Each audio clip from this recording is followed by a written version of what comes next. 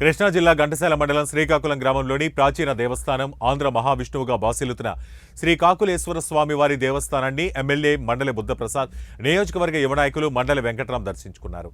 రాష్ట్ర ప్రభుత్వ అవార్డు గ్రహీత అగ్నిహోత్రం భాస్కరాచార్యులు ఆధ్వర్యంలో వేద పండితులచే లక్ష తులసి పూజ, నవగ్రహ హోమం, శాంతి కళ్యాణం నిర్వహించారు. ఎమ్మెల్యే బుద్ధప్రసాద్ దేవస్థానానికి విచ్చేయగా దేవాదాయ శాఖ డిప్యూటీ కమిషనర్, చెల్లపల్లి ఎస్టేట్ దేవాలయాల ఈవో దాసరి శ్రీరామ వరప్రసాద్ ఆధ్వర్యంలో వేద పండితులు పూర్ణ కుంభంతో ఆయనకు ఘనస్వాగతం పలికారు. ఈ సందర్భంగా వారిని ఆలయ అధికారులు, వేద పండితులు ఘనంగా సత్కరించి స్వామివారి ప్రసాదం అందజేశారు.